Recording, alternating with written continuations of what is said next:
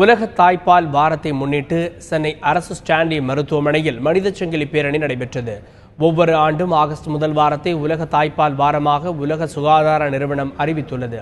இதனை ஒட்டி நடைபெற்ற மனித சங்கிலி பேரணியில் சுமார் 500 பேர் கலந்து கொண்டு தாய்ப்பாலின் அவசியத்தை வலியுறுத்தும் வாசகங்கள் அடங்கிய பதாகைகளை ஏந்திச் சென்றனர்.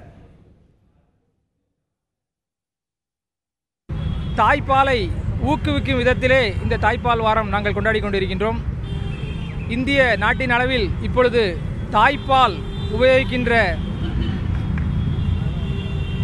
தாய்களின் சதவீதம் 40% இருக்கின்றது.